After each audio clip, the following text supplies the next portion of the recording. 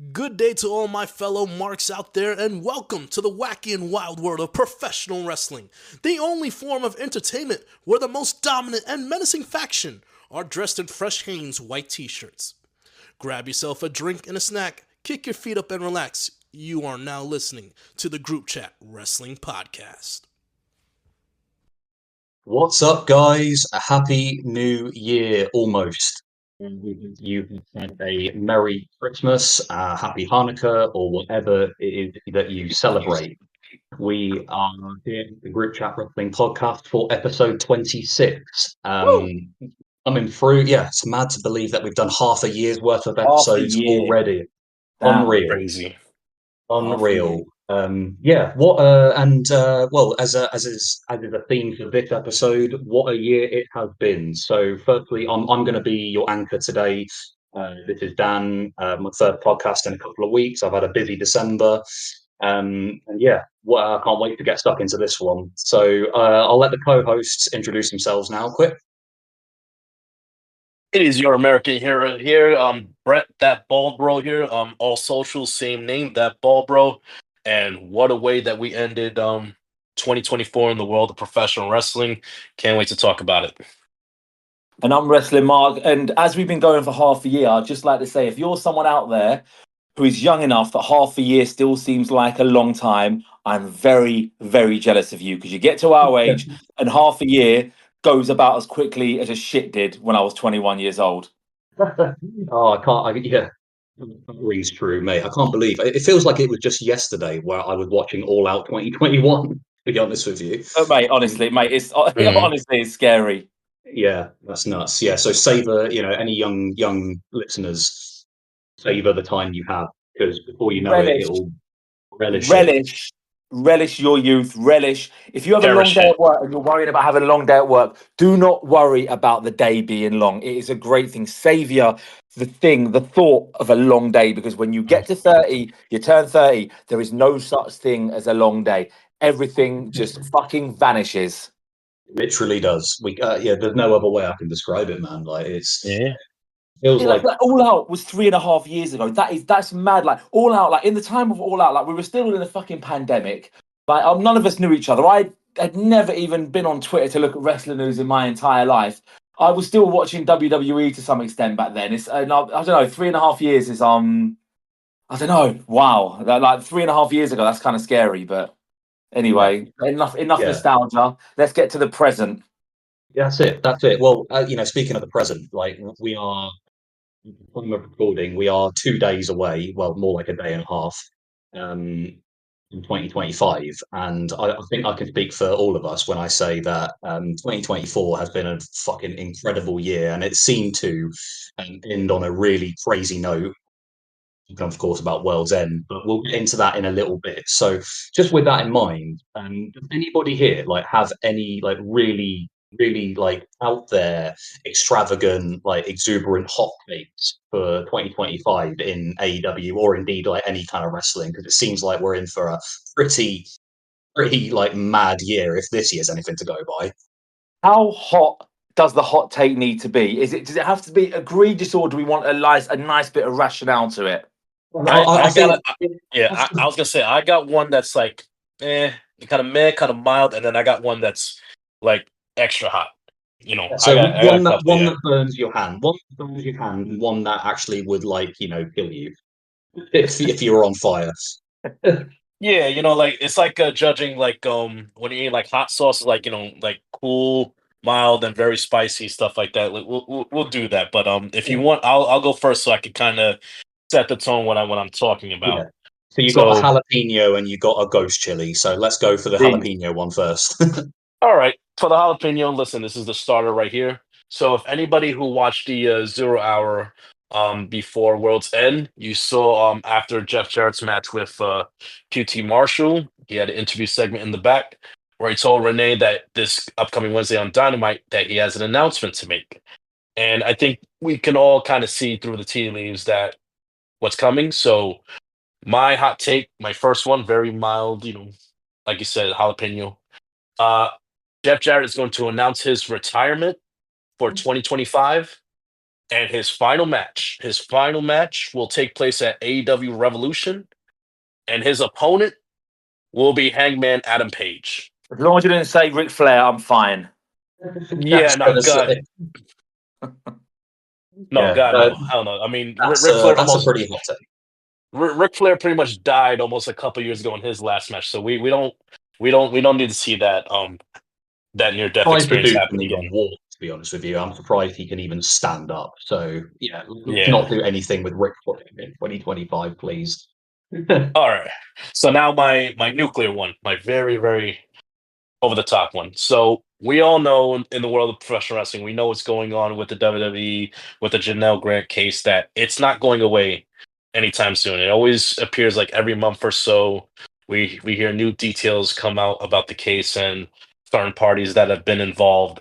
We've heard at a couple points this year about senior officers being involved who knew about McMahon's wrongdoings, with not just Grant but other female employees within the company.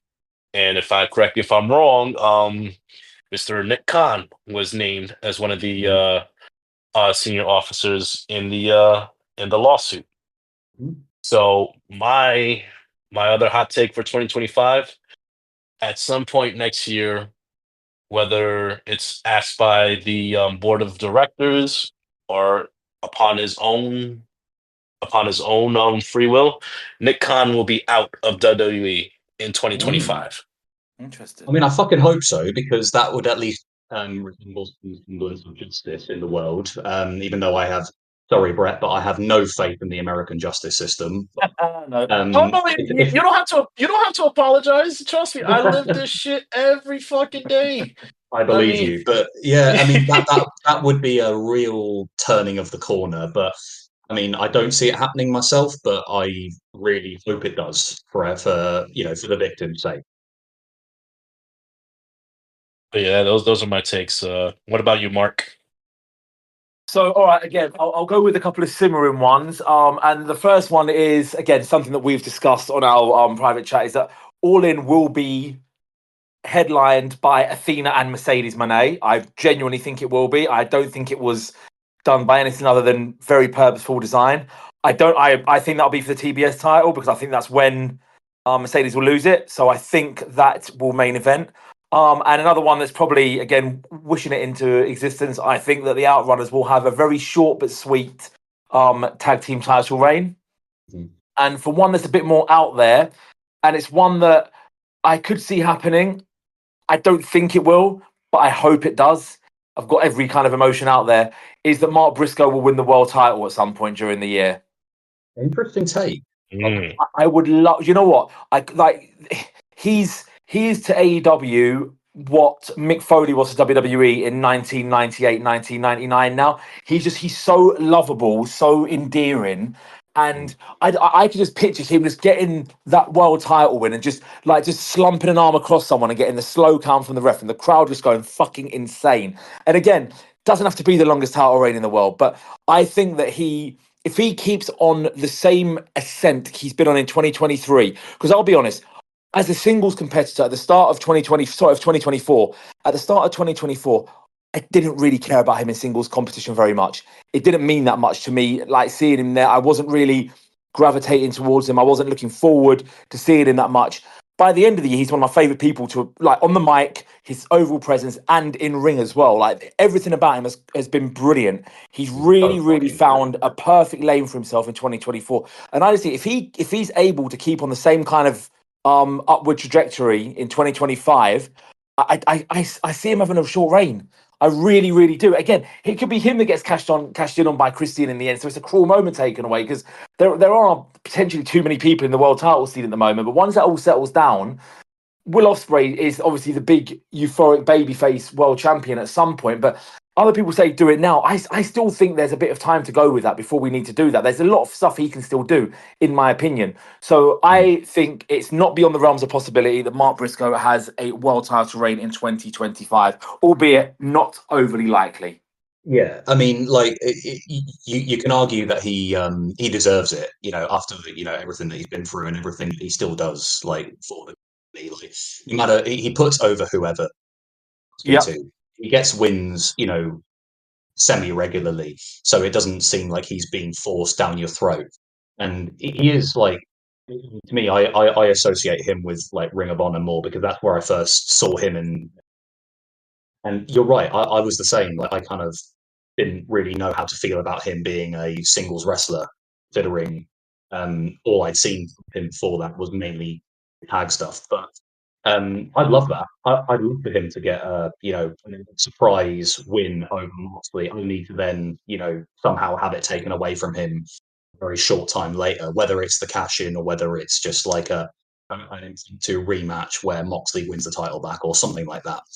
That would be a really good shout. You can book it, Tony. Book it. Okay. So for mine, I've gone for a slightly similar, hasn't been mentioned yet. So my tepid jalapeno take is that Hangman's going to win the world title in 2025 because to me it feels like it's the semi-main event for us to have Hangman versus Moxley for the title, a rejuvenated babyface Hangman who's in terms with everything that's happened to him, who accepts what's happened to him, and who is just millennial cowboy that we all know and love.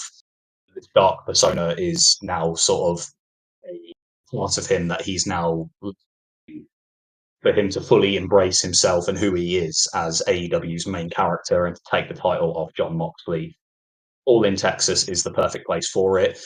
I'm going to die on this hill until, even if it's not announced, I'm still going to die on this hill. So that's my tepid take. It kind of writes itself, if you like. But my really out there one, just because over the last couple of months we've seen some sort of interesting developments. I actually think TNA will get bought by WWE in 2025. That's a good shout, to be fair. Because if you think like say losing, it's not confirmed yet, so I might be completely chatting shit here, but loads of people are almost on handshake deals, and lots of people are. Jordan Grace is going to go to WWE in the next couple of weeks. They've just re-signed, very outwardly racist slur, so they clearly have no morals. It seems like all their top stars are primed for bigger and better things. Joe Hendry, I could see going, in the next couple of years. Josh Alexander I could see going in the next few months as well. Speedball, we know, is pretty much signed to AEW by now. If not, they're just all the paperwork's pretty much ready, as I understand it. But who do they have left? Hardys. I don't really know who else. Moose. Oh, fuck me. Fuck that guy, the worst wrestler ever. Fucking hate him. Anyway, yeah, no, I just don't. He was backstage You know what? Yeah, at World's End, I think. He seems like a good guy. So I don't want to see him in AEW. For the love of God, I don't want to see him in AEW. But he seems like a nice enough fella, so I'm not too hard on him, to be honest. I mean, when I say that I think it will happen, it's just I hope it still kind of is its own entity in a way. I don't want people to just suddenly lose work or anything like that.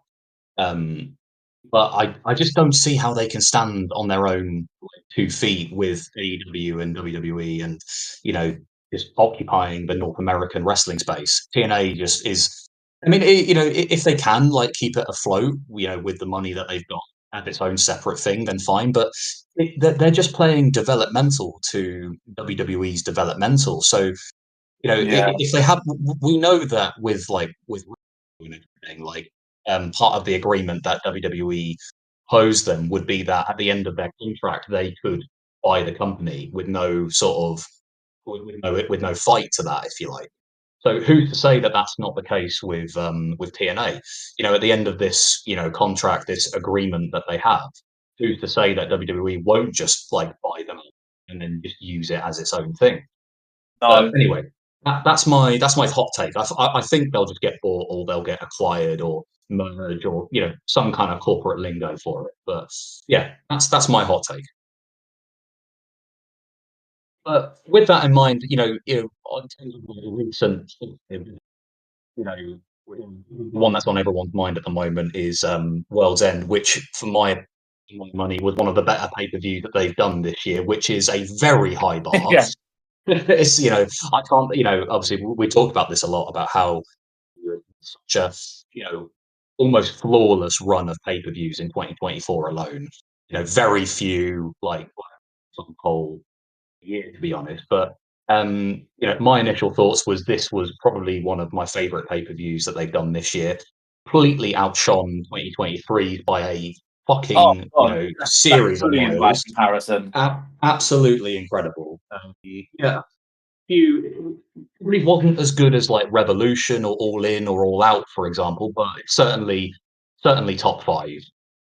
What was your initial thoughts of it before we break down the card and like give our I thoughts loved on it. everything? I said before the main event, if the main event hits, this could be somehow their best pay per view of the year. The main event did not hit, so it therefore does not take that accolade, in my opinion.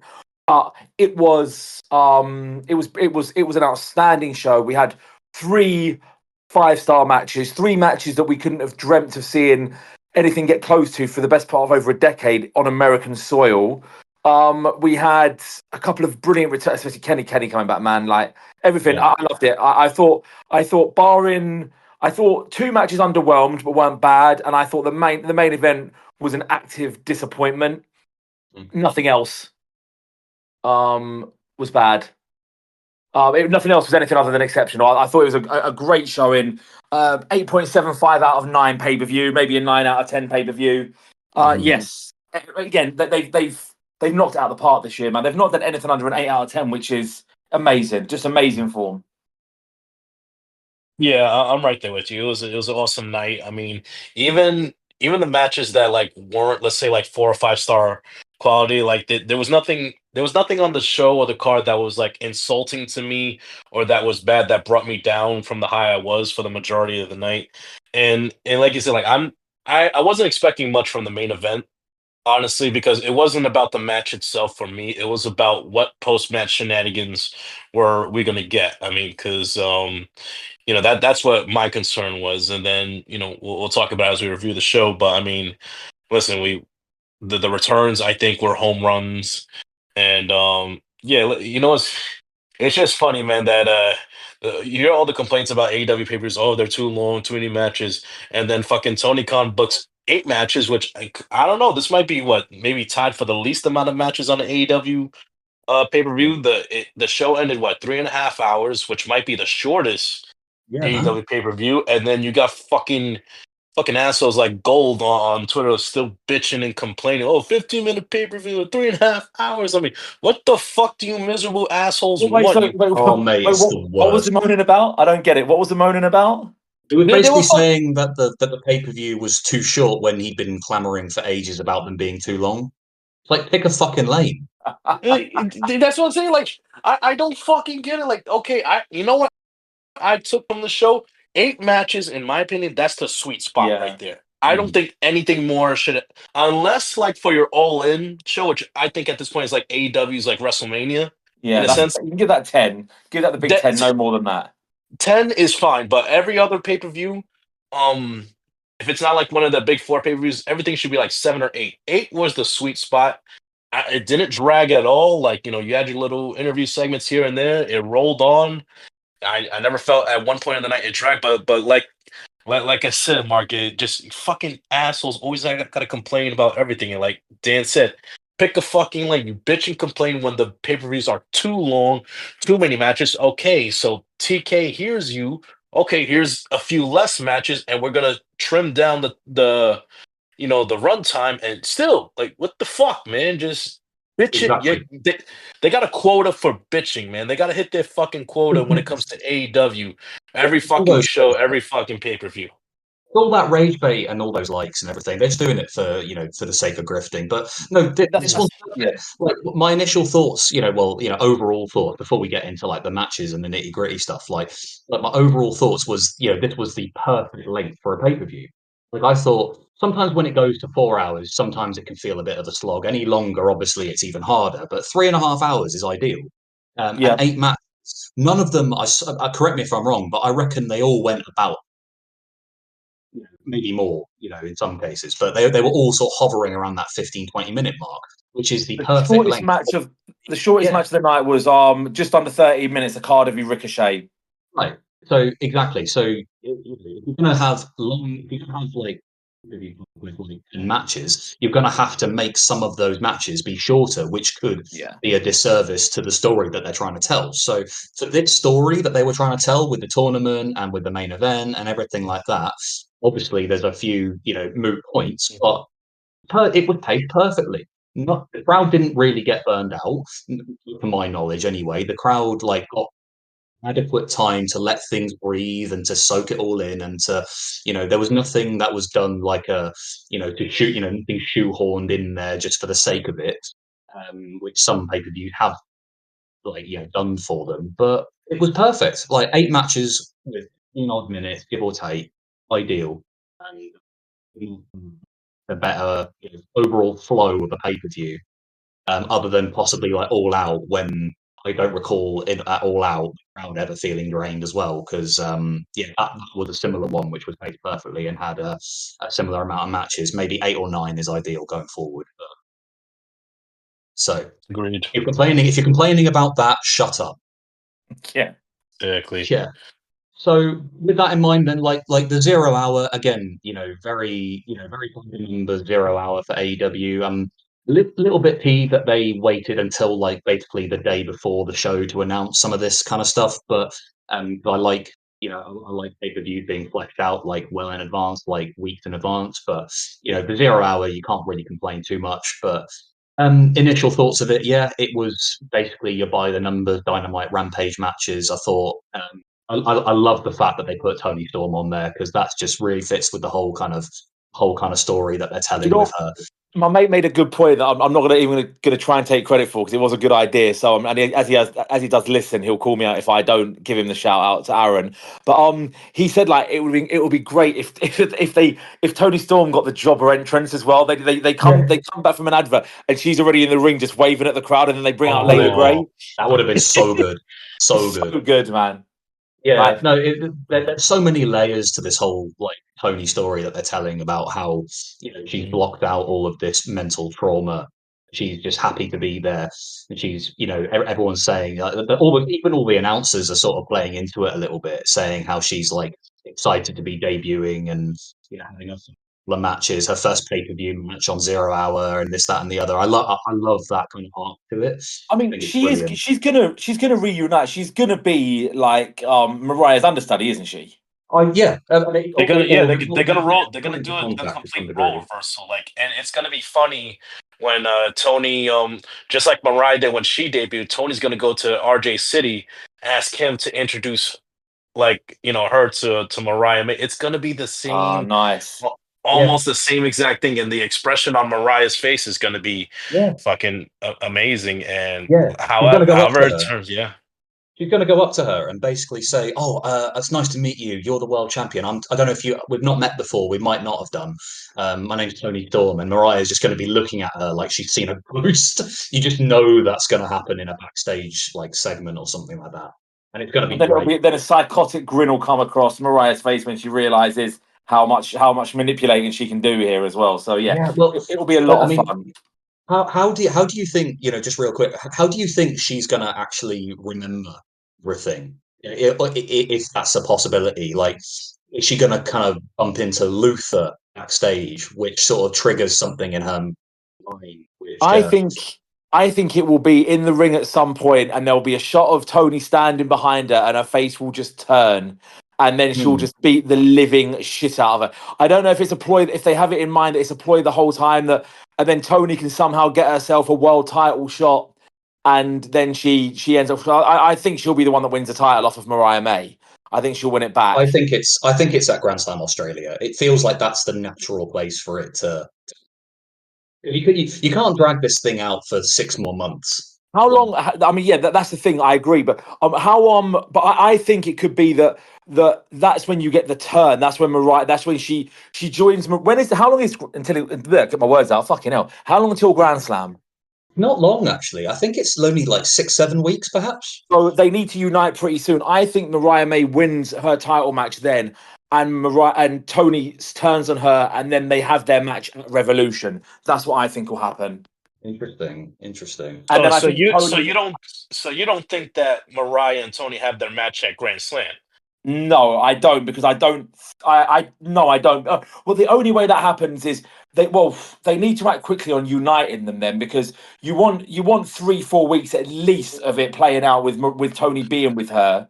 I'm sure, I reckon they've got it all in the pipeline anyway. It'll be interesting to see, but I think that could be. I mean, it makes sense though that Tony wins the title back then, doesn't it? To be fair, Yeah. so Yeah, because it's gonna be that. to You're me, it right. feels Yeah, like it's the gonna be match that. takes place there. I Yeah. don't know. I don't know about that, but you know what? Just real quick, like let's say if the match doesn't happen at Grand Slam, we'll talk about it later in the show because there is a little bit of foreshadowing that could maybe be a peek into who Mariah's next challenger might be. We'll get to it when we get there. But I when they do have their eventual match on Tony and Mariah, I don't think it's a guarantee that Tony wins her belt back. Because here's It's the thing, not. like No, it's not. yeah, it's not a guarantee because it's like, damn, if you really want to solidify like Mariah as that, that next up and coming star in wrestling, then a clean sweep of Tony Storm would do it. I mean, because let's be Oh, honest, her not even squash. squash. I'm just saying like her just winning, beating Tony again, and just a great classic match. I mean,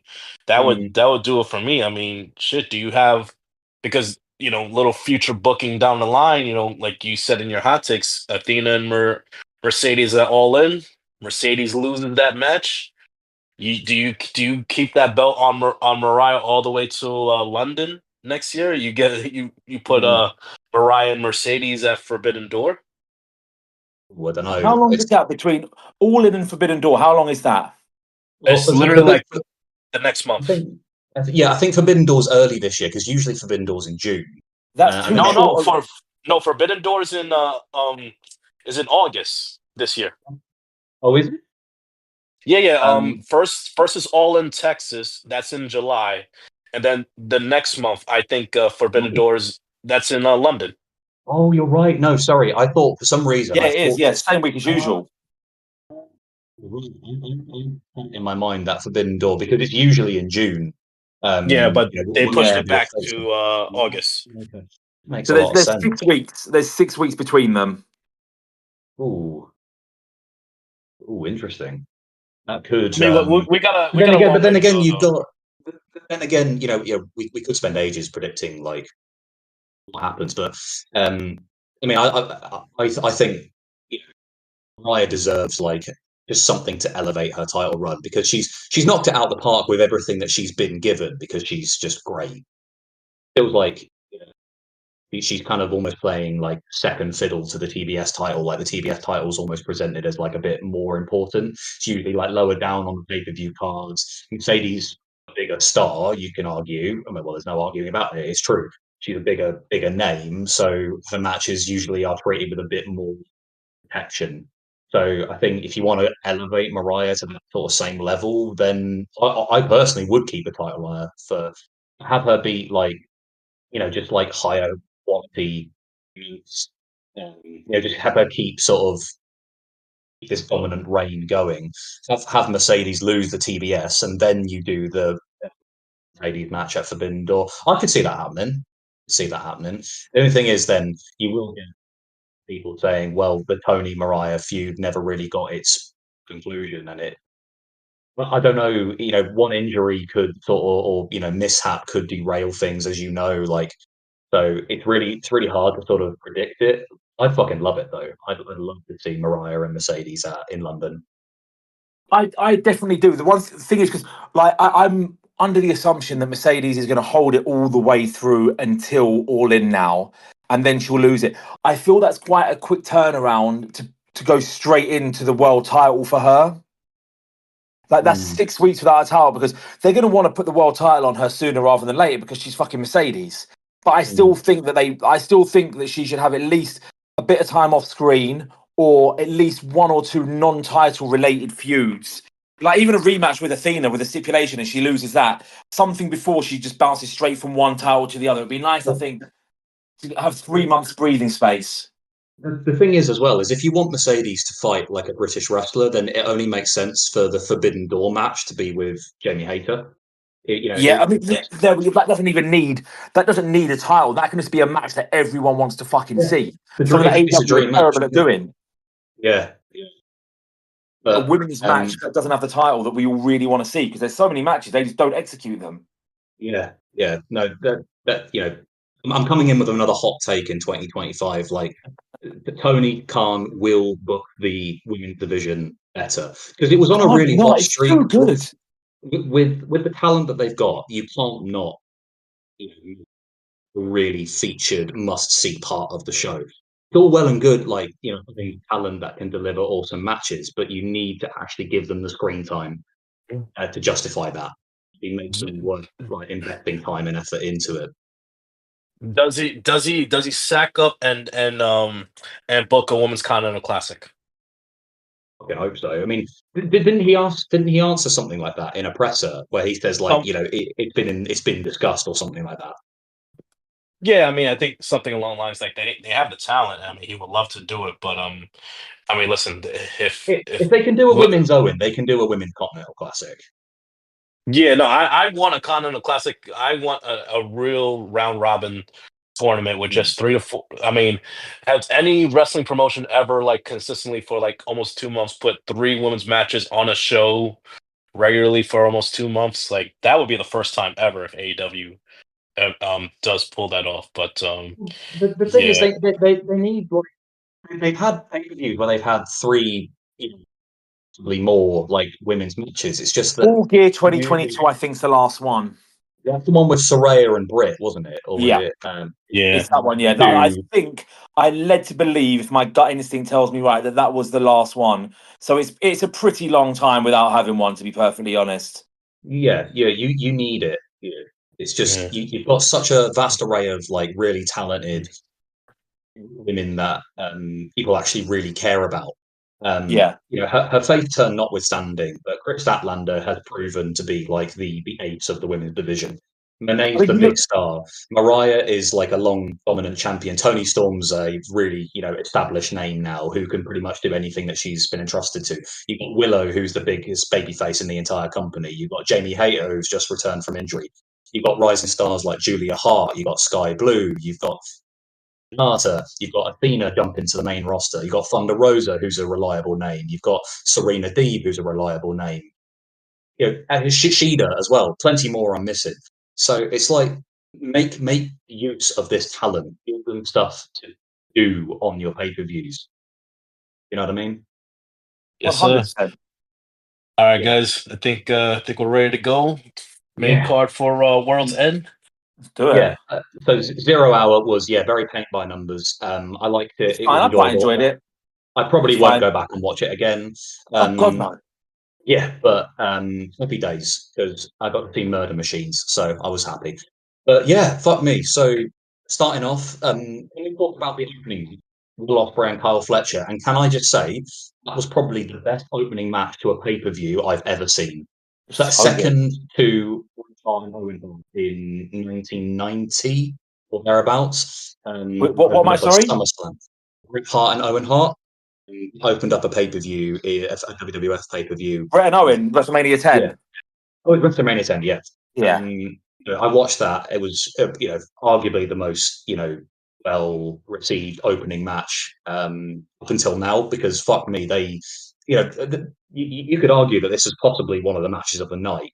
They Oh, they went definitely. in like 50, right from the get go. They went like 100 miles an hour, and it was so good. It was I better than the Full Gear match, in my opinion. it was the best of the trilogy of this year for me.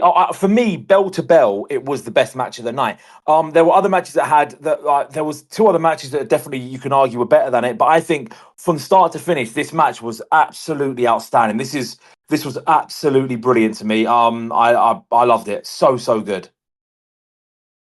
Oh yeah, man. Like, listen, like, and for people wondering why it went 100 miles per hour, they had to go fast because remember, it was just the semifinals for the Continental Classic. So they're also working with the mindset: the faster you get the match over with, the more time you have to rest to face the More winner of respite, yeah. face the winner of Okada and Ricochet later in the night. But holy shit! I mean, not even 5 minutes into the match, and Osprey is just leaking. I mean, leaking on the outside. I mean, What a job he did there. yeah, I mean, like we'll talk about after his interview segment later. But you see that damn gash, that damn cut he had on his forehead. Holy crap, leaking the whole way. That was first match, and that set the tone for the night. But I mean, this is like what's crazy is that this is one of two rematches on the night, from Full Gear, and just like the other one we'll talk about later, they somehow were able to, in my opinion, top their first match from Full Gear last month. I mean, you saw just, oh my god, that end, like Mark, we talked on that night. Just mean that ending fucking sequence right there. You can't even do that shit in video games. All Honestly, the damn counters, like freaking Kyle hitting the hidden blade out of nowhere, just and then the fucking maybe one of the biggest shockers. He beats Fletcher with the Styles Clash. I was going to say that. Yeah, he actually beat him with a signature move, which is you don't see that often. no. And so, there's a criticism to be made that he uses it as a passing move where blah, blah, blah, where it's not a finisher, but you prove you can finish a match with it. So that argument's now invalid. Yeah, no, Yeah. fuck me. It's perfect because the crowd was hot, the crowd was excited, and then you heard Will Ospreay's music hit, and suddenly they erupted. You had them right by the bollocks, like from minute one. It was Perfect. absolutely outstanding. Kudos to both men. I absolutely loved it, and I will definitely. I don't watch wrestling matches back that much. I will be watching this match back. One of 3 matches I will watch back this week from the pay-per-view. Yeah, honestly, it was. And I just sat there and thought, how the fuck is Ospreay going to top this tonight? Yeah, And he exactly. did. And there, yeah, exactly. And real quick before we move on, there was a spot during the match where Fletcher's on the outside. He's standing on the guardrail, just posing and Oh posturing to yeah, the crowd. There's I a, there's saw a this. sign. There's a sign right there that says in front of it that says Osprey is better. He rips it up, gets the boozer, and then conveniently a few people down, another sign that says Osprey is still better. Yeah, Like that. That was that that was was that so was a good. nice touch right there. That was so good. Yeah, And man. I don't That care was what on. anybody That was says. the signs. They were for Monica Likes AEW, so who's over on Blue Sky with us now. She left the cesspit that was Twitter as well. She put the 2 signs up before the show as well that she had them both there. Yeah, So yeah, it got a little pop out of me seeing them preempted and then seeing them yeah. seeing it on display. Yeah, it's good fun that. Very good, very, very good. And yeah, last thoughts were any argument that Kyle Fletcher is not as good a wrestler as Randy Orton can be put to bed straight away because that's better than any Randy Orton match that I've ever seen. So anyway, moving on. It's no comparison, really. Speaking of someone who can do a good drop kick, I'll give Randy Orton Yeah. that. Yeah. Okada versus Ricochet. It was going to have a tough job of following Osprey Fletcher. I think it was the shortest match of the night, as you pointed out earlier. Given the time that they had, I think they worked quite well together. I was a big fan of this match. It had, when I'm not exaggerating, one of the funniest moments Yeah. I've ever seen in a wrestling match. I genuinely don't, as I watch a lot of wrestling on my own nowadays, I don't tend to be that vocal because it's a bit weird to talk to yourself. I was yelling when he did the rope run and looked like a lunatic doing it, Ultimate Warrior levels of chaos, to then stop and slap him, and the slap was perfect. It made an echo Unreal. around the arena. It was honestly, it was wonderful. It was that was worth an entire star on its own. Whatever I was going to give that match out of 5, I gave it an extra star based on that one moment of genius. Absolutely loved it. Been unreal. I felt that, man. Like I felt that. Once his hand hit the head, I felt that shit. That shit hurt. As That a shit fellow hurts, man. baldy, I felt it too. To be honest, I felt As a former Yeah. baldy, I mentally. felt it as well. Oh God. But I mean, yeah, like I think they worked great together. Even though it was a short match, like they didn't run through it like 100 miles per hour, like kind of like they didn't run at the same pace as Osprey and Fletcher did. But I like the finish, and God damn, has anyone sold the damn Rainmaker as good as Oh, Ricochet perfect. did? Like holy fuck, man, that Yeah. was beautiful. One, two, It was a three. kind of, Oh, if that match had been on any other show outside of New Japan, it would have been probably still been the match of the night, and people would have been absolutely raving about this match because it was really good. Again, an AEW 7 out of 10 is most people's 8.5, 9 out of 10. because of that's just how they are judged now. But I really really enjoyed this match. It was I'm not saying probably my second favorite Okada match on pay per view. I think he's had in AEW since joining permanently. So yeah, yeah, good shit, really good stuff. I thought. Absolutely, and the post match as well obviously is a sticking point because it kind of I quite like the way that they've been building up this Swerve Ricochet rivalry where Oh, this was good fun, man. Again, this is the kind of stuff that can go wrong when not executed properly. It was executed properly. It was really well done. The crowd were great with it. Yeah. Again, like when Prince Nana gives you some toilet paper to throw, you throw it. Like it could have a lot of fans could have been like, "What the fuck's going on here?" But it was the visual, the cut from Swerve to 30-yard toilet rolls landing in the ring, and one smacking one of the cameramen on the back of the head was great. Yeah. Oh no, it was. I think at first where they were going with it, I thought this could go very wrong here. This could be, no pun intended, but it could be really like, derail. It did feel a bit WWE at first, but then actually because of it, look deeper beneath the surface about how Swerve's saying he's going to embarrass him and this, that, and the other. It kind of, it kind of makes sense. But yeah, you just know that Ricochet and the Hurt Syndicate are gonna really line up at some point. Like this whole thing, trying to impress them was all a bit of a ruse. He's all trying to impress them, and they're rebuffing him. But it was all planned. MVP's orchestrated this whole thing brilliantly. Ricochet's, learning the ropes, if you like. He's paying his dues to join. He's taking the humiliation. He's taking the loss, and now he's going to fucking to Swerve at some point, with a newfound viciousness, and then MVP's going to be there, taking his hand, saying, "That's what I want us to see." And you've got this inevitable Swerve Ricochet match, which, by the way, I don't know if you've ever watched their Defy match. It's worth watching. I think it's on YouTube. It's brilliant. They have such good chemistry in the ring. So when this eventually happens on AEW TV or a pay per view, it's going to be worth the money. It's going to be worth the money, and especially with Ricochet's like heel character at the moment, I actually think it suits him really, really well.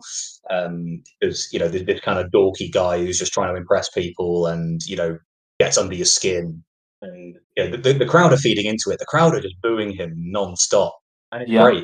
It's working perfectly. So ride this wave. Oh yeah, and Mark, you talked about the roll of toilet paper that hit the cameraman in the back of the head. Now, someone had a perfect throw, perfect angle that it draped over Ricochet. It draped Yeah. over his shoulders, draped over his neck, like that. That was a perfect shot right there. But like I said, however we got here, like Ricochet has found just a perfect lane and a perfect angle for him that it seems like he's comfortable in. It doesn't seem like it's too much for him. It doesn't seem like he's trying too hard, like maybe you've seen in the past with like WWE and the shit material that they could give you sometimes to go out there and save on the mic. Like I feel like he's in his lane, he's in his groove right now. I think he finally got his footing down in AEW, and like I said, dude, just imagine we're gonna get a Lucha Underground reunion in a Oh, sense, with Swerve and gonna get kill shot versus Ricky. Prince Puma. Oh my god! Like who would have thought? I mean, I know. insane. I mean, it's kind of crazy. Like, you have the Lucha Underground reunion in AEW, then in WWE, like whenever Penta debuts, like you could have like him and Io on the Yeah. same show. Like, I mean, they would never do anything together, but I mean, that would be Oh awesome if mate. they ever did. If they throw in Penta with Io and Kyrie in a handicap match, which is one of the first things that I saw on Lucha Underground, I was like, Uh, oh god, I fucking hope not. well, It lose the I Netflix saw. deal. Well, no, I saw someone on Twitter. I think they added Chelsea Green about like Penta, coming to WWE soon, and she responded like with the eyes emoji, like looking. Because remember, Yeah, Chelsea was also yeah. in Lucha Underground. I mean, that's kind of a shame with Chelsea. Like, yeah, she's a funny character in WWE, but people forget like, yo, she could go. She could Oh, go in the mate, ring. yes, She she could go can. in the Swiss circle. Yeah, Yeah, she could. Yeah, absolutely. yeah. But speaking of people who can go in the ring, good at segues, as you can probably tell. We had two very talented women going up in against each other in a T1 street fight for the women's title. Mariah May and Thunder Rosa. Look, this is just to this match is that a lot of people were complaining about why Thunder Rosa wasn't on TV.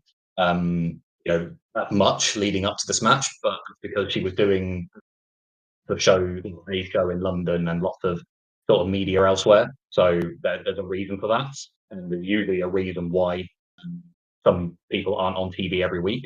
But no, I think with the limited build that they had for this match, I think it was obviously going to struggle to follow the sort of in-ring classics of the Continental Classic and everything around it.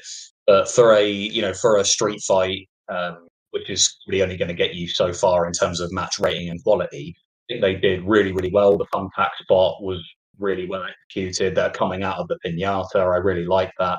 The Rosa's like table leap and bump was really, really awesome. And the finish with the Storm Zero through the table was a nice touch. It felt really rushed with the camera angle. That was my one thing. They didn't revisit it or anything. I found that a bit. Oh, okay, shit, it's happened. Yeah, I did notice that actually, but Well, you know what it is? I think it's more of the move though. The Storms are like it's not like remember a few years ago at New Year's Smash when it was Ty Conti putting Penelope Ford through the table. That was the Gotch style pile driver, which is a little slower move. Remember the Storms are it's a quick pile driver, so maybe that's what it was. Like if it was a traditional pile driver, a little slower, I think it would have worked better. But yeah, I think it did fine for what it did. My only disappointment for the match was if you go back to the setup of on the stage for the street fight, they had bikes by the tunnel, and I was so fucking disappointed that nobody like rode a bike. Run them over. Nobody tried to run the other one over.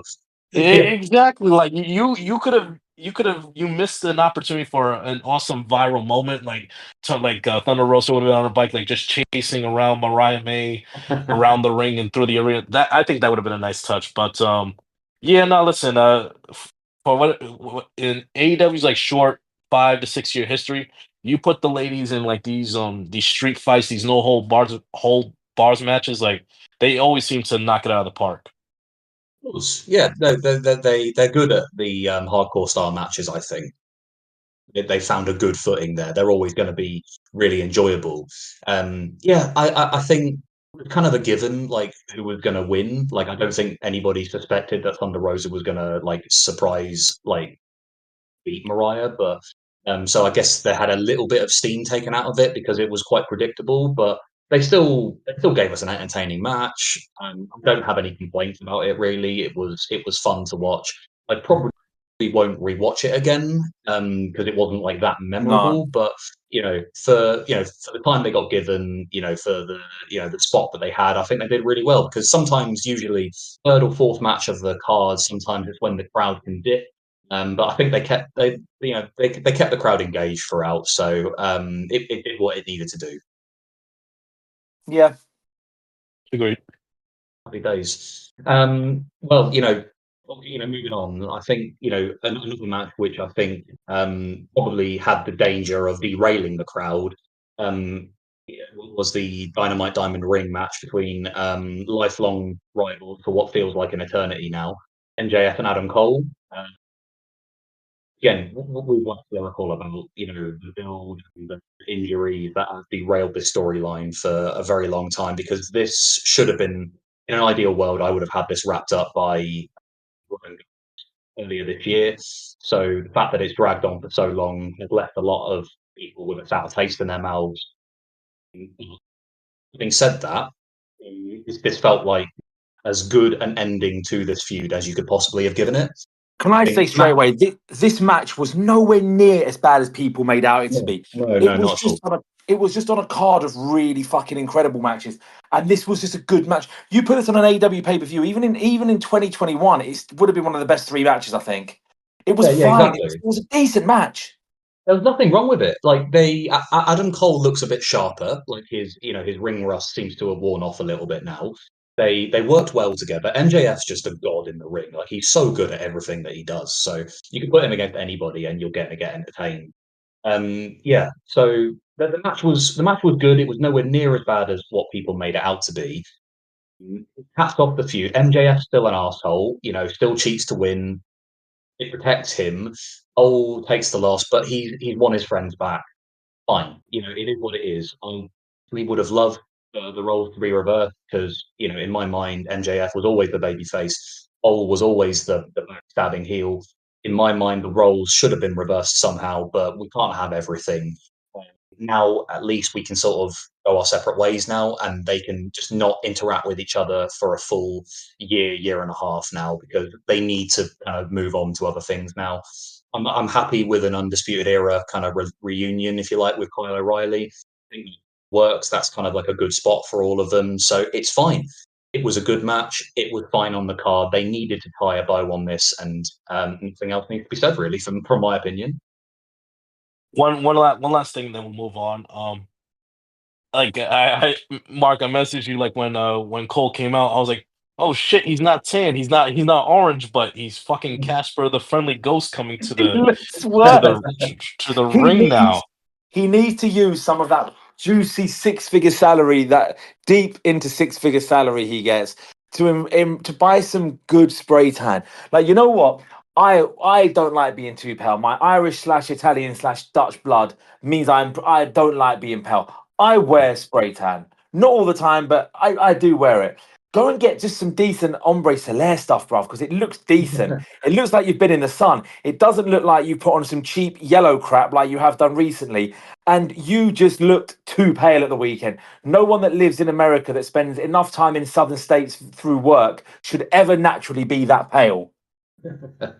I don't know, man. Yeah, I mean, I'm not knowledgeable about spray tans or anything like that. I've never used it, but yeah, I mean, it was quite refreshing to not see him coming out looking like he belongs in Springfield, because he looked so yellow for so long, and I was getting a bit worried that he had like fucking jaundice or something like I that. But legitimately thought that. Me and my mate texted on that and Oh said, my "Has he god. actually got jaundice? Is he got yeah, liver problems? I don't want to joke about it if he actually could no, be I know. thinking.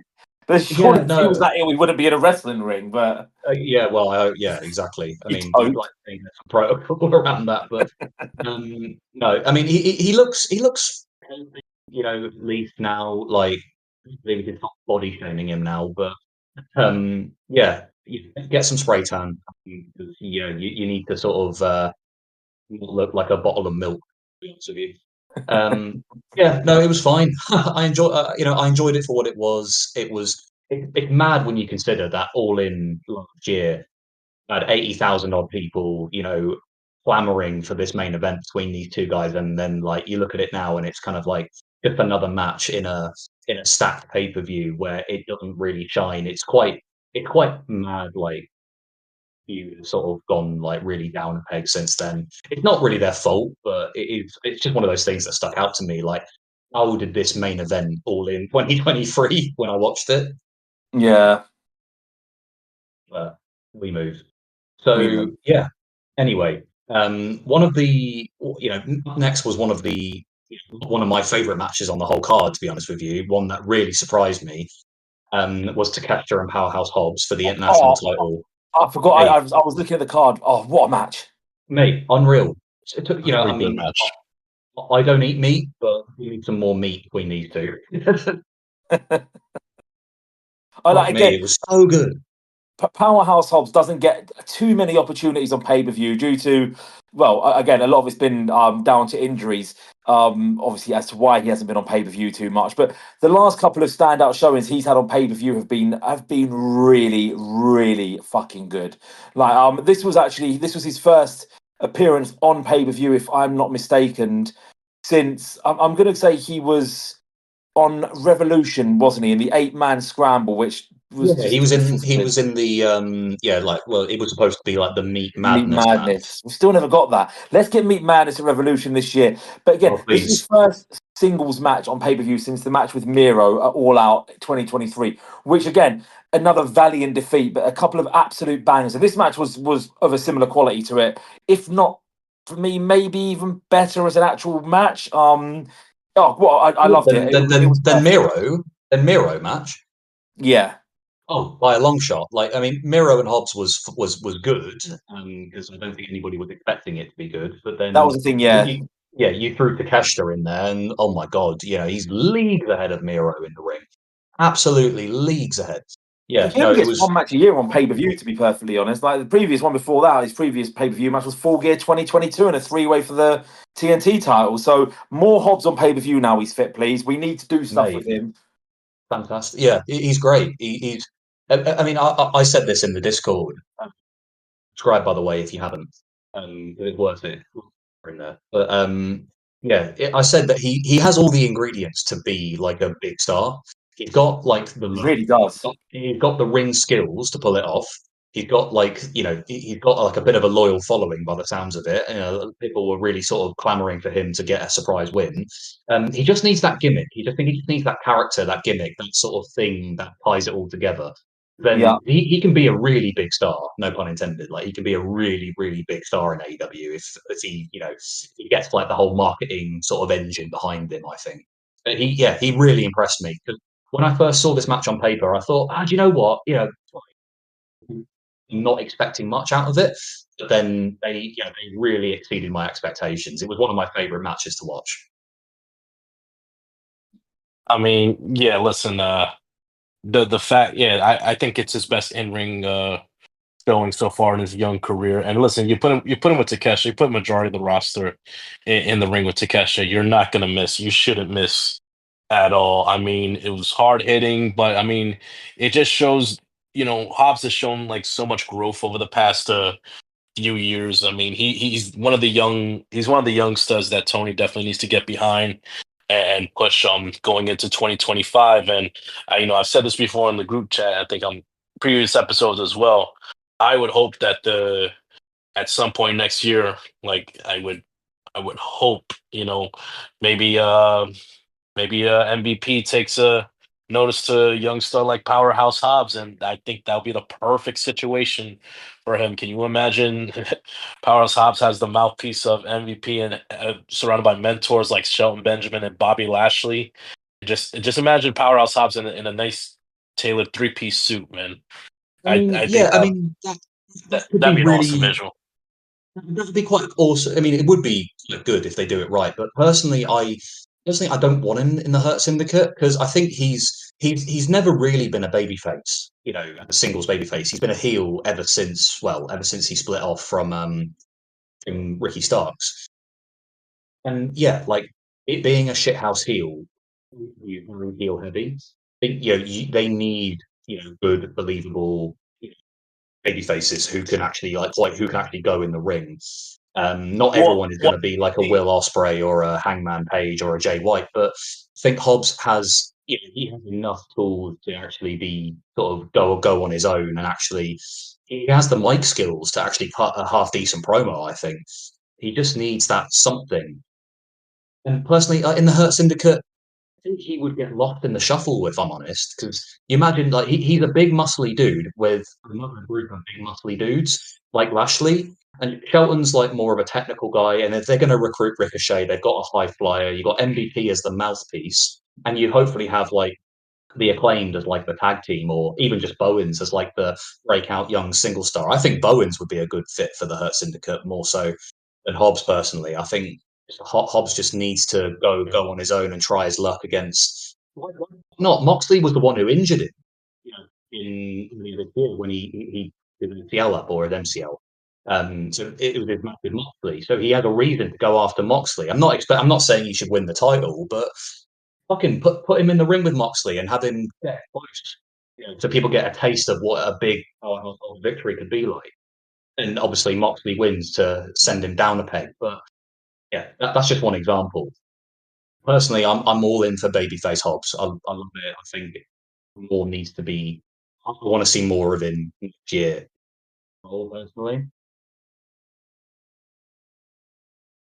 yeah, with that. All right, yeah, so on to the next one. yeah. Any final thoughts on that before we move on? Nah, I'm good. Like I said, great showing by both guys. Cool. I like the in-ring storytelling of Hobbs selling his formerly injured knee on a couple spots, especially on the top rope a couple times. Him pulling down the knee brace to alleviate the pressure Yeah, from the that was a injury. nice touch. So yeah, a nice touch. I mean, That was the exact moment I realised. Yeah, he's not winning this match. Though I mean, I didn't think he'd win anyway. But you're like, that's the ending to the match. Yeah.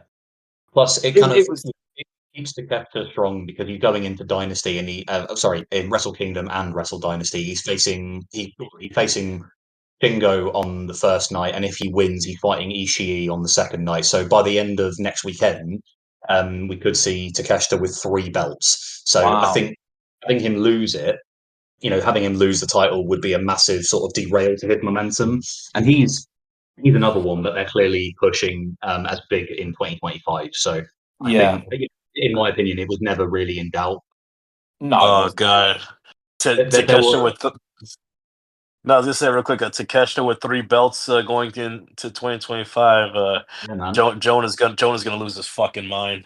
Mm. I'm losing my mind. I'm going to lose my mind. Yeah, So like oh yeah, god.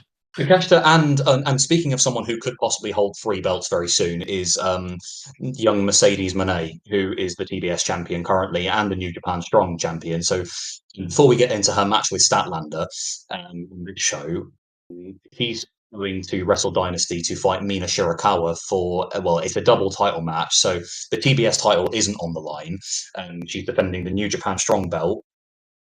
Also at stake is Mina's Rev Pro Undisputed British Women's Heavyweight. So Mercedes could also hold 3 belts by the end of next weekend, which I don't think is out of the Let's realms not of put it past possibility. Mercedes. Mercedes could very well be holding 3 belts by this time next weekend, I think. Exactly. I'll come to that in a second, but fuck me. We finally have a women's match on AEW pay-per-view that went over 20 fucking minutes. And it It was the took long longest match enough, of the night, and it and it was the longest exceeded match of the night. smashed it out of the park. It was like, well, yeah, over 5 minutes longer than any other match as well. So, and Mate, what a unreal. match! Again, Mercedes Unfucking does what Mercedes believable. does and proves. Again, it's amazing if people will probably still try and convince themselves as much of anything that she's not been a success to AEW because of the 12,000 Nielsen boxes in people's houses. But my God, she has had so many. Like from an in-ring perspective, like again, I don't watch Stardom enough to pass any kind of successful judgment on that. But her top 5 matches this year, there's no other woman that I've seen that gets close to them now, I don't think. Yeah. No, man, like I mean, I watched I watched Strong Style Evolve, and the main event he had with Hazuki was, probably my favorite women's match of the year, next to Willow and Statlander. This match, I think, was, it could have topped it. When we did our end of year awards, I said Willow and Statlander could have been a match of the year for me, just because of the story and the roles that they played in that street fight that they had. But She hadn't this one topped wrestled. it. She hadn't wrestled for a year and 5 days. She came back and had an absolute banger with Willow at Double or Yeah. Nothing. She's then gone on and had a match with Stephanie Vakil, which was fucking brilliant. She had a match with Shida, which is probably Shida's only good match in the last year or so on Dynamite, ignoring the other one. She's had 2 matches in New Japan that have been absolutely lauded. She's had the match with Anna Jay, which was really good a few weeks ago, and she's had 2 absolutely outstanding top level matches with Statlander. Like she's just the queen. She's the best. She's just the best. Nothing else to say. She's just the She best. is. She rules. She is the best women's wrestler in the world currently, from my Oh, opinion. 100%. No pun intended. I've said that 4 times now. I should probably stop. Yeah. No, No, there's no limit on how many times you have to say it. But let me just say real quick on this rematch. Like we've seen in wrestling history when it comes to rematches, like whether it be men's or women's, like the rematches, it's always like I'd say 70-80% similar to the original match. Like a lot of the same moves, a lot of the same spots here and there, but they did the impossible, like Statlander and Mercedes. They did the impossible in a sense. Like in today's wrestling, they wrestled a completely different match this yeah, past it was totally Saturday. different.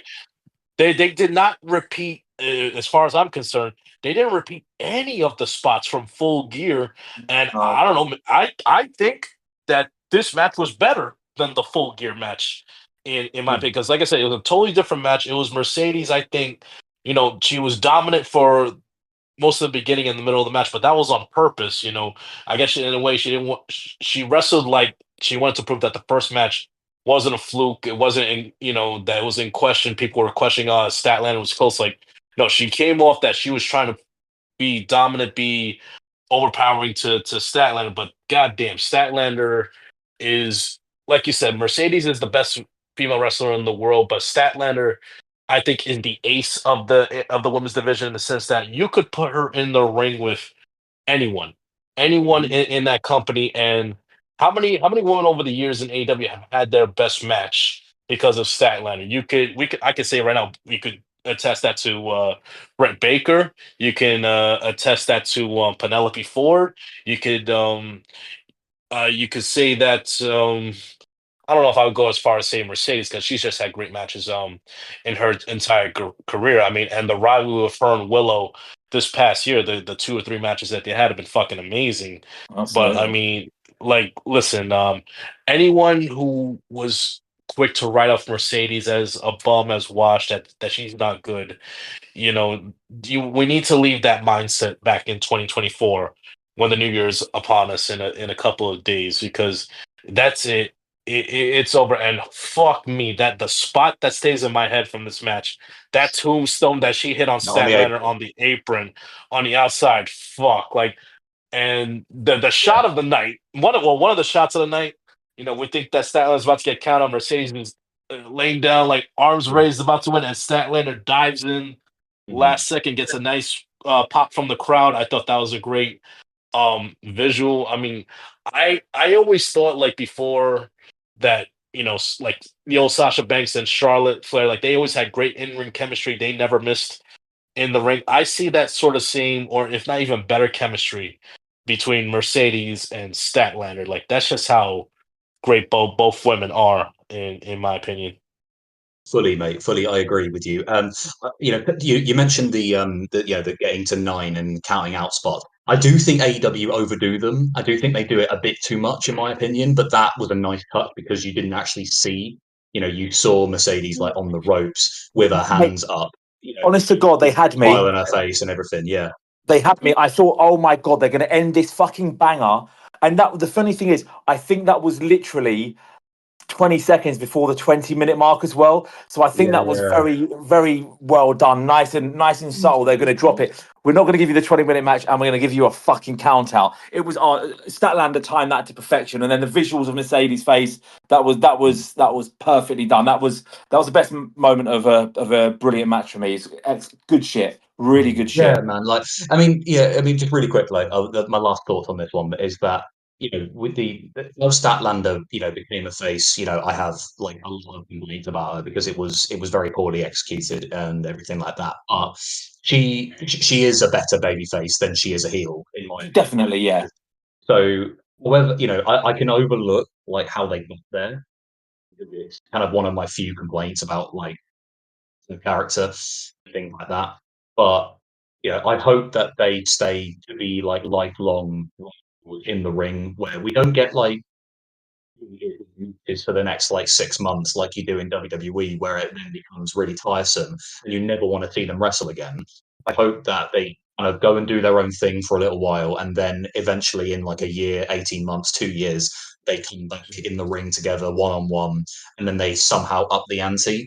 Right now, they're at a point now where it's flawless. Like their 2 matches that they've had are pretty much flawless, and if they try to one up it again, it runs the risk of it becoming like past the point of no return. So they just need to sort of split them off now.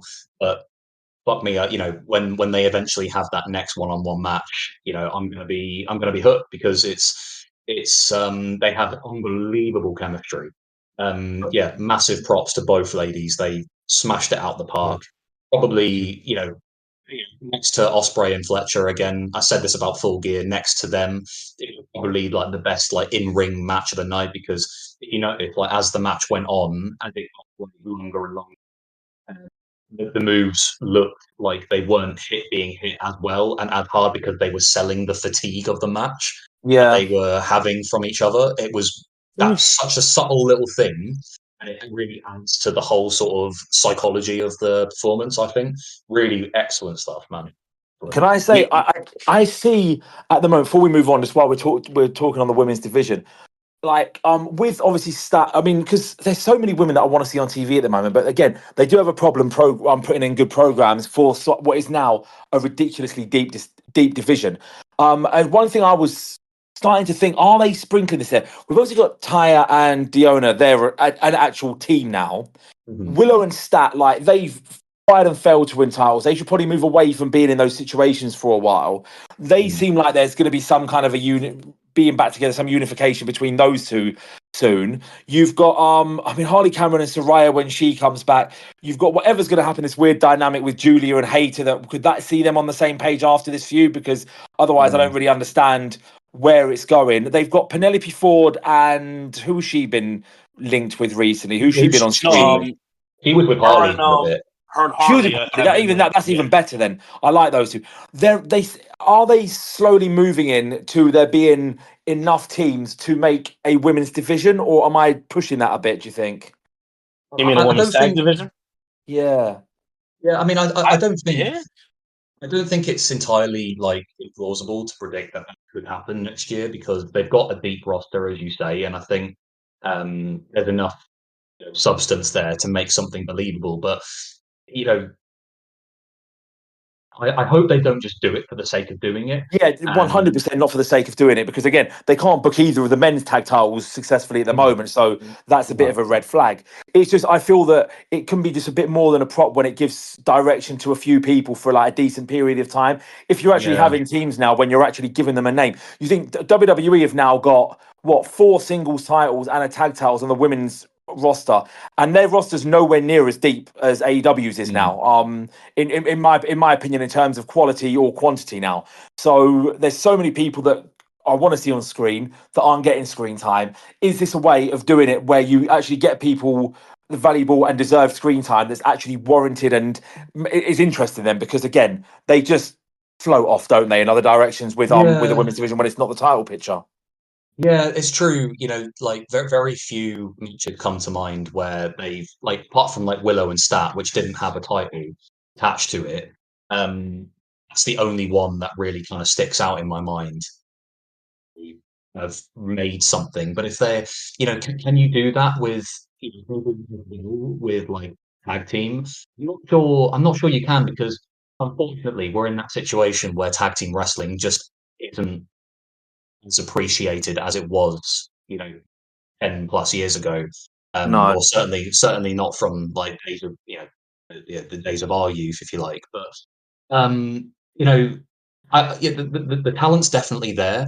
I personally just don't want them to just introduce it and say, "Oh, look, we've got these cool new titles," and then they just start lumping women together for the sake of it and just saying they're just going to fill this void, if you like, give them a belt. That's what WWE did, and and to me, my optimism isn't high What with that whole thing. I hope I'm wrong. I hope like maybe with like the new Ox deal, where that's kind of maybe a featured part of that program, for example. Oh, excuse me. Maybe there's like something there where they can have a regular slot on Fox where it's like a featured part of that show. I'm not sure whether the TBS title would be able to be defended on it something, probably wouldn't realistically. I don't think it or, would. or the TNT title even because it's network exclusive, perhaps. But I don't know. I'm speculating, but I mean, I'm all Yeah. for I'm all for a women's tag division, but I just they need to just have a plan in place, a long term plan in place for it to work. I think. Definitely. Sorry, Brett. So Go yeah, on. just no, so just quick thing before we move on. If you guys remember those interview segment in the back with Statlander with Renee, that Statlander was saying, what good is having great matches if you're not, one of the best in the world? And I think she alluded to like it's time for me to be great in 2025. So I think that's kind of hinting at the direction where she's going as far as Mm, stepping up her game. I predict that she might turn her attention to the women's world title. Maybe mm. a Mariah May feud is the next in line. Maybe that's the next title shot at the Grand Slam show in February. I wouldn't mind that at all. I So mean, yeah. yeah. I mean, I think Statlander, I mean, and Mariah can have a good match with anybody. Again, it's like really don't want to just shoehorn her into a title program when she's just lost two, big title matches. I think Yeah.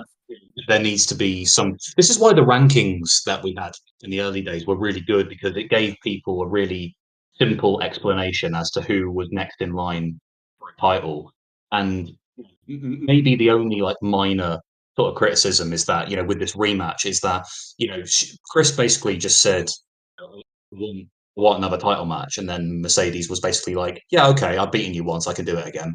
It seemed that there was that there could have been a more creative way that they could have got there, as if the rankings in place, it would be sort of very much on a plate for you. It would be very easily explained.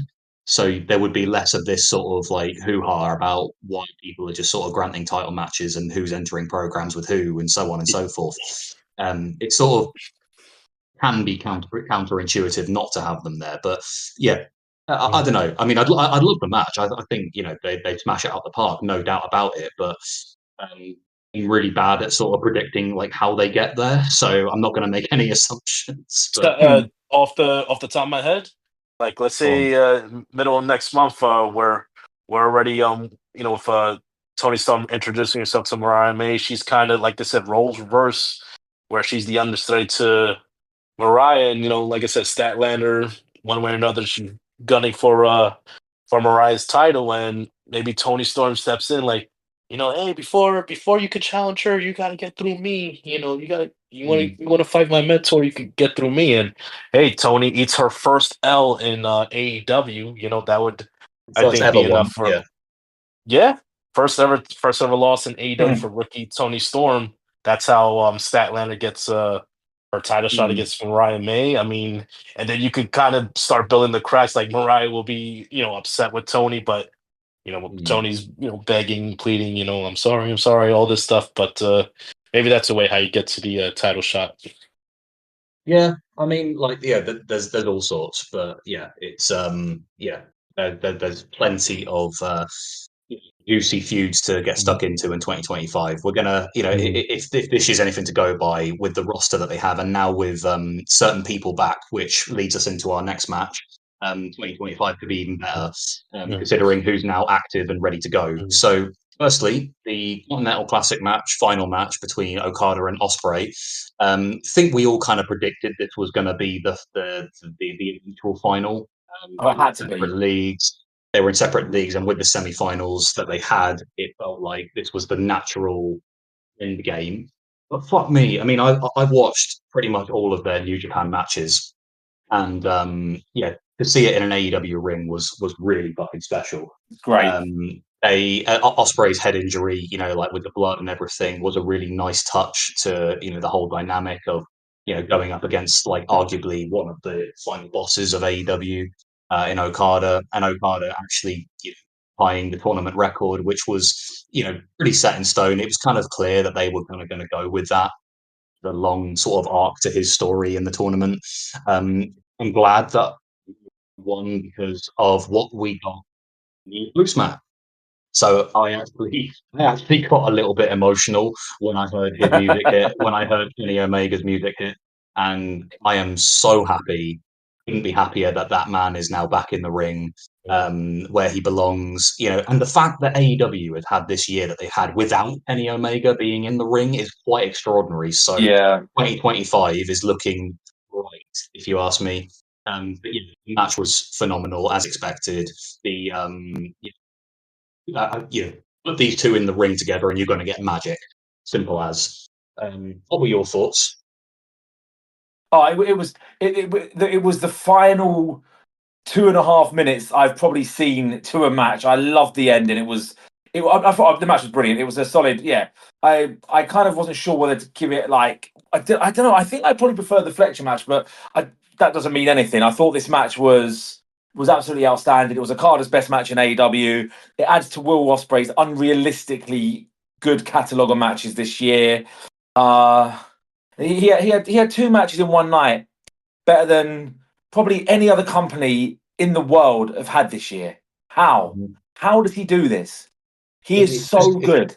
insane how talented he is in the ring. Like it's like he knows he's good in the ring. So that whenever the bell rings, everything that he does, whether it's just like a simple, say simple, I couldn't do it. Whether it's just a simple sort of springboard move, people are just off their feet and just losing their minds. He executes it to perfection. So good. Yeah, man. But yeah, the fucking post match. I'm still. I've watched it back about like 5 times now because it's just so awesome to I see wish this Kenny had and gone on Okada. last. And yeah, but before we get into that, like Brett, give us your thoughts on this match because I'm interested to hear it. I mean, shit. Like I said, I think this was the finals we were expecting. I mean, just for like I said, this just cements like Okada is the greatest tournament wrestler of all time. I mean, with number five, but it's just if you're a casual fan and you just watch this match, like, and you heard of what New Japan is, what is it all about? That's what this match gave you Yeah, right here. I mean, if you thought Okada was just nothing more than jokes and bitch and all this goofy stuff, no. Like when the bell rings, still at this point of his career, he's still easily one of the best to go. And Will Ospreay's. What more can I say? Will Ospreay's fucking Will Ospreay, and I think Ospreay. He falls in the group of like a handful of wrestlers right now. Whether it's him, Swerve, and a few others that he could lose and lose and lose, but he's never looked at as being buried or being valued as less than a top guy. I mean, he's a made man in the wrestling industry right now. He could do no wrong, whether it's him winning the title, whether it's him losing the tournament final at World's End against Okada. Like he could do no wrong. I mean, he's going to leave you with an impression in the ring that you just saw maybe the greatest 10, 15, 20 minutes of, in-ring action that you've ever have seen. I mean, I think what's great about Osprey is that it's just, he's so fluid. He's so effortless at times. I mean, that spot where he took the Rainmaker and he just like powered up, like just yeah, fighting with the blood and the scars through his face, just charging on through. And then the energy and strength to hit a second Styles Clash in the night, that late in the match, that late in the night, to almost get another victory was just fucking insane. I mean, Osprey is like one of one. I mean, the dude's amazing. Like, and whether he wins the title next year or not is not something that I feel needs to happen immediately or right now. It will. We all know it will eventually. But like I said, the where Osprey's status is in AEW in the world of wrestling, like it doesn't matter how many L's or how many pinfalls he's take. Like he's the last word you should associate with Osprey is buried or yeah, just forgotten. exactly. Like, are you kidding me? When this man music hit, like the whole crowd just goes off, like because they know they're in for a show. That's a that's just the buzzword that a lot of anti Yeah, AEW fans like to associate when you take one loss that you disagree with, like buried or they're yeah. finished, or they should regret signing there. Like, no, fuck So off. yeah, He's in the perfect spot where he needs to be. And just real quick, like, I mean, just seeing Omega come back like to end the year. I mean, it's just like the crowd was euphoric with him coming out, and I mean, it's just I think you guys agree with me. The world is just right when Kenny is in the wrestling ring, when he's in. When he's in the thick of things. And one thing I will say for his run in 2025, I say this with all due respect to like Kota Ibushi and Jericho. No golden jets, no golden lovers, Yeah. no fucking mixed tag team. Keep the Bucks far away from him for as long as possible. I want the best fucking bout machine, Kenny Omega. I want the super mega singles run that he should have had in this company that he hasn't had yet.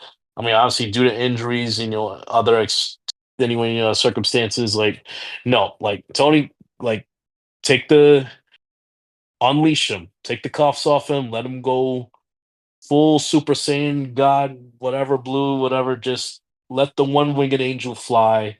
And I'm sure we all saw the visual, the imagery with the all in banner in the background, which was not an accident no, whatsoever. Oh no, they did it about that's 10 times. It planned. definitely wasn't by accident. The Absolutely. vision is clear for everyone who says like there's no long term booking with AW. Shut up. They just told you right there. Like it's not WWE where they gotta fucking hold your hand and walk you, like little baby steps to tell you what's going on. Pay the fuck attention and you'll know what's going on. So we Like, even though 100%. they technically haven't announced any matches for All In, that was them announcing their first match for Yeah. All In Essentially Tech. is, yeah. Essentially is, yeah. It is. That was not by accident. Yeah, I agree. I think Kenny Omega being back for the year to a close is such a beautiful swan song to what has been an incredible year. But on that, we talked about it possibly deserving to go on last because the crowd was on such a high, and so suffice to say, what came afterwards was probably left mixed reviews. The main event. It was. Let's not beat around the bush. Let's just be straight up. It was the lowest point of the show. They ended. I They ended mean, with I the get it. weakest thing of the show, in my opinion. It was. I for some reason had high expectations for this match. I thought it's got Adam Page, it's got Jay White, it's got John Moxley. It didn't work. When it finished, I was like, oh, okay, that's it. I find it incredibly underwhelming. Post match is another thing. Happy to see Edge back. Doesn't mean the same as Kenny Omega to me. Edge blocked me on Twitter a while ago, so I'm still a bit fuck him. It was good to see him back. He has going to the mid card. He was having a cute little run, but the match, nah, it wasn't booked well. It didn't come across well.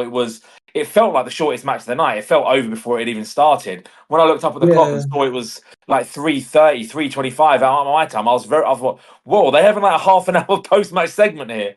yeah. And obviously it was done and dusted in 5 minutes. Yeah, I don't know what they do with the world title scene at the moment because something needs to happen urgently.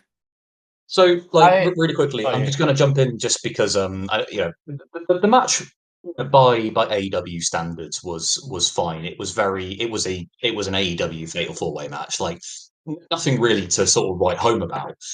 But we talked about it earlier. The story was the selling point, in my opinion, because it was all about how Cassidy, Hangman, and Jay White would be able to put their differences aside to topple Moxley. And when they did the Shield powerbomb, when he was immediately neutralized, and then that's when Hangman, his ego took over, and then he started battering the other two. Then it all kind of fell apart. But I do agree that this match never really felt like it got out of second gear. It felt like more needed to happen within the confines of bells ringing. Um, you know, so maybe they were pressed for time or something. They had to rush and squeeze a few things in, and it fell flat because of it.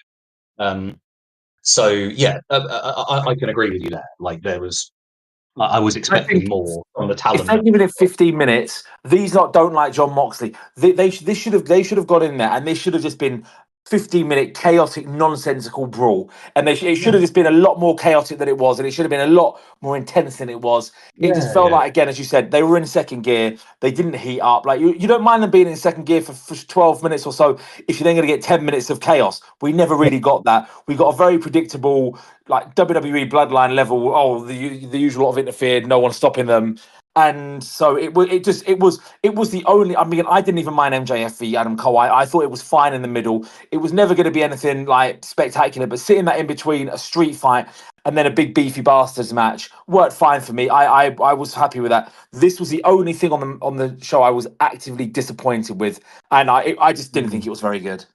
Yeah. No, that's absolutely fair criticism in my opinion. Like the match didn't hold the same kind of like standards to everything else on the card. I'm touching on the post match real quick. I didn't hate it because like I get it. That's I'm a fine, fan of though. Edge. Yeah. I'm a fan of Copeland. Like I like the guy. He's had injury things himself this year. He had quite a lot of momentum in my opinion. He had a really blow away match with Malachi at Double or Nothing. Really really exceeded expectations in my opinion. He's had great matches earlier this year with Christian, with Kyle O'Reilly, with Danny Garcia, with um, plenty of other people. I'm sure And Matt Cardona Matt as well. Cardona, don't forget Yeah, Cardona. no, yeah, and he was having a really good run with the TNT title, and it was a shame he broke his leg when he jumped off the cage. So that's besides the point. So I know that the eventual Copeland Moxley match is going to be entertaining. Like I'm fine with that. I don't want it to, obviously, as we mentioned in the group chat, I don't want this to drag out to Revolution. If they're going to have the trios match on Wednesday, which I get because it's in North Carolina. Copeland and FTR have been instrumental in the whole relief effort, so I can't argue that. They should be on the card. They don't think, as it's not for the titles, I can see them winning. And then hopefully Moxley and Copeland have like a short feud, which sort of ties into the whole sort of Christian, with the world title shot element. I think that's going to be a crucial element to that side of the story. I don't think Copeland's going to win the title. No, No, and he shouldn't.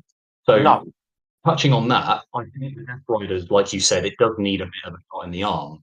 I think they need to be seen as a really dominant action with a clear end goal in 2025 because I think it's kind of lost its edge a little bit now. No pun intended. There I go. I did it again.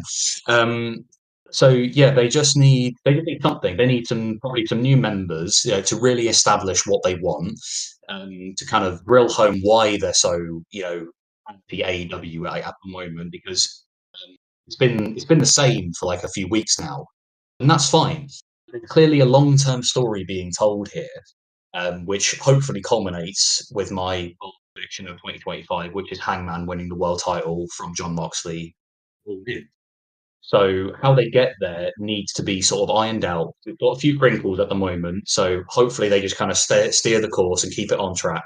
I really hope like FTR just turn. I really think yeah, they need that because there's a few question marks over them at the moment. They need to be heels. They need to one align hundred themselves percent. with Moxley.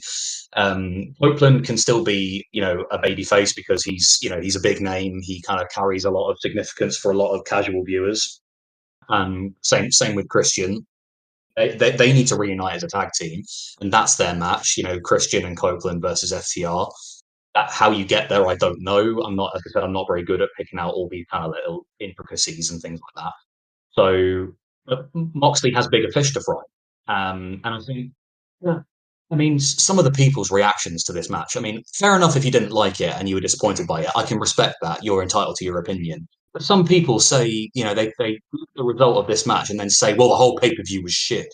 That 0 stars, worst That's pay per idiots view for you, ever. innit? That's just fucking so over the top, It was man. it was a it was a brilliant, fantastic pay per view that just had an underwhelming world title match. There is nothing else to it than that. It was an outstanding pay per view. It was a pay per view that any other company in America could only dream of putting on in this day and age. Yeah, exactly. Sorry, yeah, Brett. Give us your thoughts. Is there anything that or we haven't covered which Oh, you need to be mentioned? I'm surprised neither of you mentioned this spot in the match though. Fucking Jay White and the Blade Runner, Amina. Yes, yeah, that Oh was good. yeah, That was yeah, good, right, bro. yeah, Honestly, You know what I love though that he didn't hesitate at all. Like yeah. like how sometimes when we see like spots where men are about to hit women with their move, or whatever, they always pause, getting the crowd reaction. Nope, he hit that shit real quick in a Mm. fucking hurry. Like that was a dope spot right there. But I wasn't so. I had very low expectations for the main event because I mean, not just it was obvious that Mox was going to win, but it was more about the post match shenanigans that was going to take place. Like that I was more interested in. For the pay per view being titled World's End, I was just more curious on how it would end. And listen, Copeland coming back. We got rated FTR now, so we'll see how that trio goes down the line. But yeah, I don't think that there's this feud between Copeland and the Death Riders. I don't think it will extend to Revolution. Well, hopefully not. you know But what? So one or two things happen with that. In 2 weeks' time, Dynamite is in Cincinnati. It's called Dynamite Maximum Carnage. Do we get that world title match there? Do we get Moxley v Copeland then and get it out of the way then? Yeah. FTR turn on him, or does it drag out to Grand Slam and he has the title match at Grand Slam? Oh, Uh, possibly because Maximum Carnage kind of is a pretty fitting name. Moxley just kills him, yeah, literally, but he just kind of decimates him. Oakland gets a few chances, but Moxley just solidifies himself as like the final boss. yeah. Just like absolutely destroys him. That would be fucking awesome. well, Darby better be involved in an event called Maximum Carnage, like whether it's him driving a car trying to unalive the Death Riders like he did at Full Gear or whatever. I mean, he's got to be involved. Yeah, Yeah, somehow. Like I want shit to really be to go off the fucking rails during that those shows. But I don't know. I think personally, I wouldn't mind if they got if they did the championship match at Grand Slam. I wouldn't mind that at all. Like give it a good 6 7 week build. Like you yeah, said, maybe. just something short term, just it doesn't have to drag out for 3 more months. Yeah, I'll be honest, like, Revolution is the perfect place for Moxley to defend it against Osprey, in my opinion. If Osprey has the arc with Darby, he says like, When I'm done with this tournament, I'll back you up," and Darby's not going to stop. So to me, it feels like either Darby or Osprey, probably Osprey, goes after Moxley and says, "Look, I don't like what you're doing here. Put a stop to this now." So that could be once he's done with Copeland, then you focus his attention back to Osprey and Darby. I think. Yeah, I wouldn't mind that. So you know what? Here's a little lineup for 2025. Like, do the Grand Slam match with Copeland and Mox. Then I don't know. I had played in my head that Darby would beat Mox at Revolution because remember it's 1 year after Sting's retirement. Yeah, So yeah. to do it 1 year post Sting's retirement in the same pay-per-view, like you win the title that night. I think that would be a dope, cool moment. I mean, unless you really want to lean into it, like have Mox hold the belt all the way to All In Texas. I don't know. I personally think that's too long. That's for me for the Death Riders to go. Like I kind of hope that Darby, is the one to beat Mox at Revolution. Hmm. I mean, either Darby wins it at Revolution, and you have the Christian cash in, and Moxley wins it back. I don't know, man. Like, I mean, there's all sorts. But for me, for the Death Riders thing to work, they need to be sort of treated as like a really big deal where they are like unwithable. They just need to kind of really drive home like the seriousness of this whole thing that they're doing.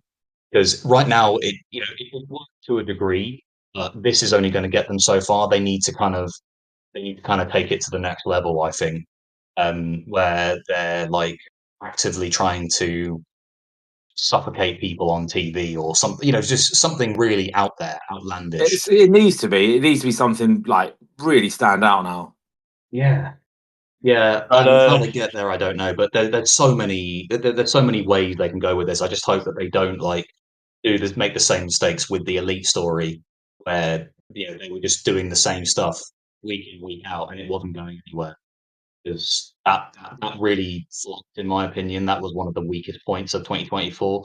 If the elite storyline could have been really good with Neil, Okada, and Jack, especially after they sort of pile drive Tony Khan, on TV.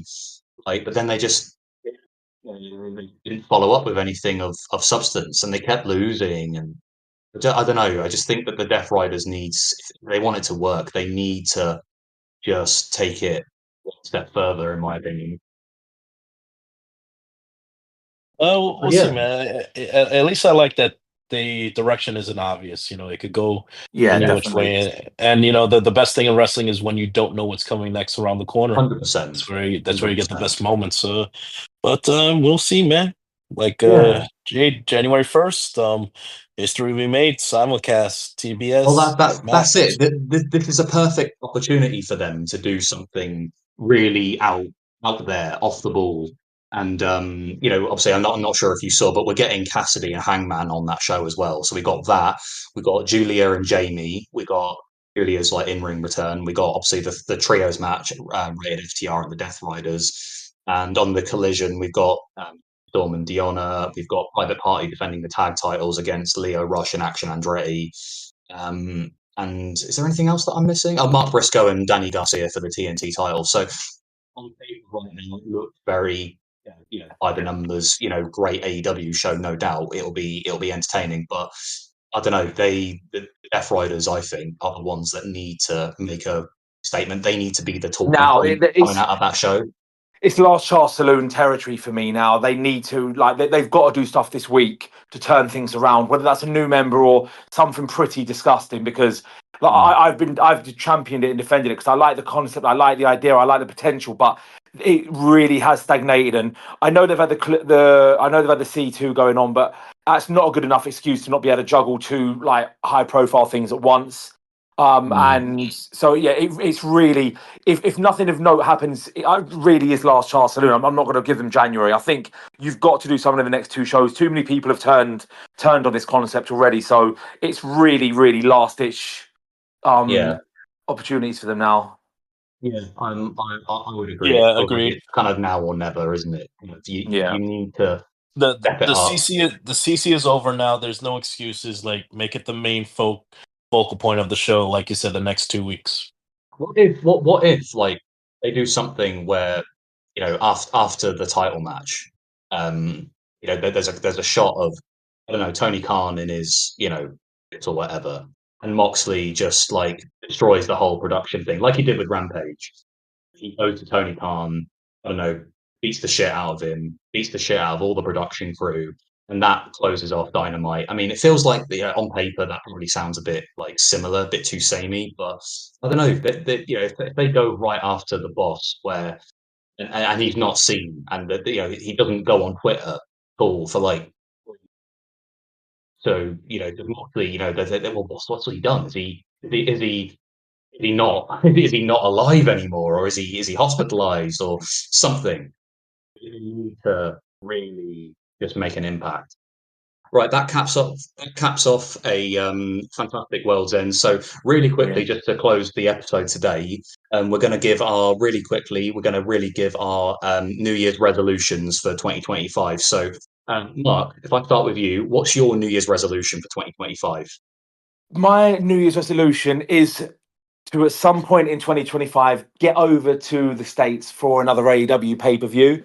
I came very close to going over for Full Gear, and then just a few things, extenuating circumstances, meant I couldn't. I really want to get over, whether that is for All In or whether it's for even Revolution again. That's in LA. LA always tempts me, or something later on in the year. I'm adamant that it's not just going to be Forbidden Door and whatever else they do over in the UK this year. I want to go across the pond for another AEW pay-per-view, because Revolution was just such an incredible experience. It's a great one. And Brett, what about yours, mate? Obviously, what I do every year, I go to as many wrestling shows as possible. But what I want to do, not just for myself, but for the podcast as well. And one of the shows I go to, I want to get a interview with one of these AEW wrestlers. Nice. We're gonna try my best. Like I said, you know, like Mark said, Revolution. I'm up in the air about that in March. Obviously, All In Texas, I more than likely will be as well, and of course, I will definitely try to make it out to the UK as well for Forbidden Door. My mom will probably want to come. I think so. Not just my mother, but a couple other family members might want to join me as well. We told them how much of a good time we had in the UK. They went, yeah, they enjoy it. But yeah, just more wrestling shows. Maybe get a one-on-one interview with an AEW wrestler. I'm gonna try my best. One of these shows I go to, but yeah, man, pretty much that. Similar for me, to be honest. Like, so for me, it's like I mean, I've been to wrestling shows in the States before. I went to Ring of Honor. I think it was at Hammerstein in 2018. I think it was. It was cracking. I loved it.